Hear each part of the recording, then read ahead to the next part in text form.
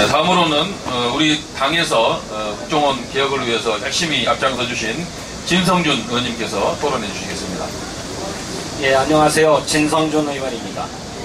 네, 저는 국정원 개혁을 어떻게 하면 성공시킬 수 있겠는가, 그 전략이 무엇인가 하는 문제에 대해서 말씀드리고자 합니다. 국정원 개혁에 대해서 공부를 하다 보니까 지금 상황이 말이죠, 20년 전인 1993년 상황과 매우 흡사하다, 이런 생각을 하게 됐습니다. 지금 현행 국가정보원법의 기본적인 틀이 1993년도에 국가안전기획부법이 개정되면서 마련되었는데, 당시에 정기국회 마지막인 12월 7일날 안기부법이 개정됩니다. 그 핵심이 수사권의 축소, 또 안기부의 모든 예산을 국회 정보위원회에 비록 비공개지만 보고하도록 하는 것, 또 안기부의 국내 정치 사찰 이런 것을 근본적으로 금지시키기 위해서 정치 관여죄를 신설하고 직권 남용죄를 신설했던 것, 이런 것들이 당시에 이루어졌습니다. 잘 아시는 것처럼 1992년 12월 달에 대통령 선거가 있었고, 그때 민주당이 패배했지요. 김영삼 대통령이 당선됐습니다. 그리고 그 다음에입니다. 그러니까 93년 2월 달에 김영삼 정부가 출범하고 12월 달에 안기부법이 개정됐으니까 지금 우리 상황하고 굉장히 흡사한 것입니다.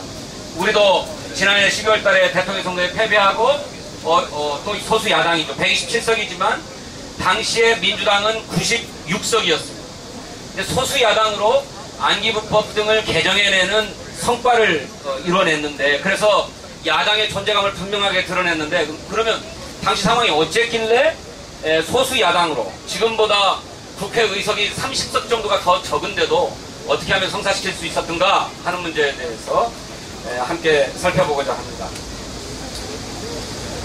여러 가지 상황이 있었습니다만, 당시에 우리 민주당이 아주 효과적인 투쟁을 벌였습니다. 먼저 그 당시에도 김영삼 대통령과 당시의 민주당 대표였던 이기택 대표 간의 여야 영수회담이 93년 6월 달에 성사가 됩니다. 그때 성사되면서 김영삼 대통령은 자신의 개혁 입법들을 성사시키기 위해서 야당의 협조가 필요했고, 야당은 안기부법뿐만 아니라 통신비밀보호법 제정하자. 당시에 도청이 문제가 됐었거든요. 그래서 통신비밀보호법 제정, 또 선거법, 정치자금법, 정당법, 국회법, 이런 것들이 모두 여당에 유리하게 되어 있는데, 그걸 공정하게 개정해야만 선거를 한번 공정하게 치러볼 수 있겠다라고 하는 얘기 때문에 이 요구를 제시했던 거죠. 그래서 김영삼 정부의 개혁 입법과 야당의 정치 입법의 요구가 서로 맞아떨어져서 이러한 성과를 거두게 되었다라고 하는 점입니다. 그런데 그럼에도 불구하고 김영삼 대통령이 여야 영수회담을 통해서 이런 개혁 입법들을 실행하기로 합의했지만, 당시에 민자당은 이것에 대해서 완강하게 반대했습니다. 또 안기부의 저항은 더욱 거셌습니다. 안기부가 뭐라고 그러냐면요, 당시에 안기부법 개정 협상에 참여했던 민자당의 박관용 의원, 김덕용 의원에 대해서 아무것도 모르는 사람들이 협상을 망치고 있다. 정치인들은 한 번 정치하면 끝이지만 국가안보는 영원하다. 이러면서 공개적으로 안기부법 개정을 추진했던 정치인들을 비난합니다. 그리고 또 이 안기부법 개정 투기 위원들을 고함을 치고, 민주당 소속 협상 의원들을 모처로 불러다가 협박도 합니다. 지난하게 안기부가 저항을 하는데, 그 저항의 양상은 지금도 똑같습니다. 남재준 국정원장의 기관보고에서 남재준 국정원장이 했던 발언들을 보면 국가정보원이 아무것도 잘못한 게 없다, 이것 아닙니까? 이러한 반대들을 어떻게 물리칠 것인가 하는 것이 핵심적인 과제인데, 어쨌든 그렇게 여야 간의 영수회담을 통해서 개혁의 큰 방향이 정리가 되니까 대단히 소극적이었던 민자당도 어쩔 수 없이 개혁 입법에 나설 수밖에 없었다. 그런 점에서 지금 논의되고 있는 박근혜 대통령과 김한길 대표 간의 영수회담, 대단히 중요하다. 우리로서는 반드시 성사시켜서 단판해야 된다라고 하는 점을 말씀드립니다. 그러고 나서 민자당과 여러 가지 개혁 입법들을 진행을 하는데 그때 민주당이 고수했던 전략은 일괄 타결 협상 전략입니다. 하나하나 케이스 바이 케이스로 간 게 아니고 모든 것을 일괄해서 타결하자라고 하는 것입니다. 그래서 여당이 요구하는 법과 야당이 요구하는 법을 모두 패키지로 타결시켰다라고 하는 점이고, 이거를 타결시키기 위해서 당시 민주당은 예산안까지도 연계를 시키고 추곡 수매가까지도 연계를 시키는 이를테면 벼랑끝 전술을 구사했습니다. 아까 말씀드렸던 것처럼 이렇게 협상이 제대로 진행이 안 되고 타결이 안 되니까 당시에 민자당은 이럴 거면 그냥 강행 처리해버리자, 날치기 처리하자, 이런 논의가 당내에서 있었습니다.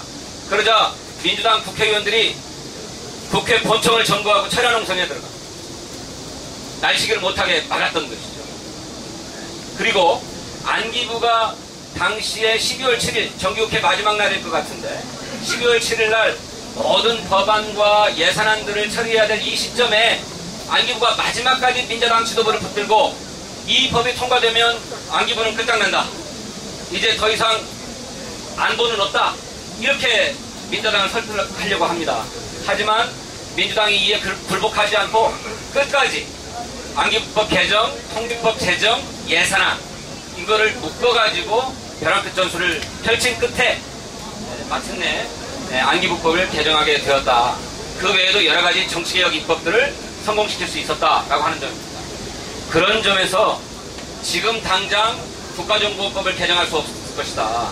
제가 예상컨대는 올 정기국회 12월 말까지 지난한 투쟁을 벌여야만, 그리고 그 투쟁을 벌이는 데 따르는 민주당에 대한 여러 가지 정치적 비난들과 압박들이 있겠지만 그걸 다 감수해야만 비로소 국정원 개혁이 성공할 수 있을 것이다 라고 하는 점을 말씀을 드립니다. 그래서 과거에도 여러 가지 이 안기부를 개혁하고 또 여러 가지 민주적 제도들을 확립하려고 하는 여러 가지 노력들이 있었습니다만 왜 그런 것들이 안 되었는가?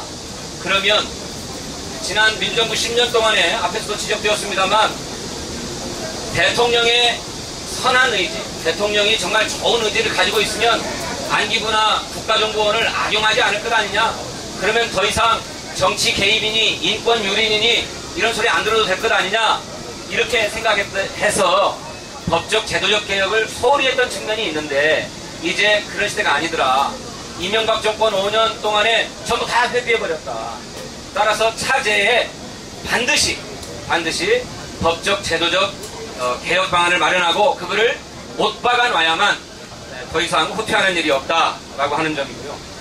두 번째로는 아까 말씀드렸던 것처럼 야당의 이런 주장에 대한 국민적 지지와 동의를 확보하는 일이 대단히 중요한데 불가피하게 그런 투쟁을 벌이는 과정에서 민주당에 대해 쏟아지는 억울한 음해와 정치적 공격들이 있을 텐데 이거를 이겨내고 버텨내는 우리 뚝심이 필요하고 국민의 한결같은 지지가 필요하다.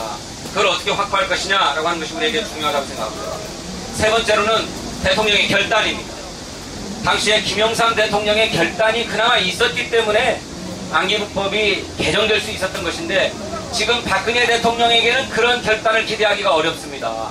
그래서 박근혜 대통령을 우리 야당과 시민사회, 국민이 조금 더 압박을 해서 대통령이 마음을 바꿔먹도록 해야 합니다. 그러자면 내일 저녁 5시부터 7시 이후에 벌어지는 촛불 집회 대단히 중요한데 우리 당원, 우리 국민 모두가 함께 떨쳐나와서 이 서울시청 앞 광장을 가득 메워줘야 된다. 그래야 박근혜 대통령이 두려움을 품고 마음을 고쳐먹게 된다.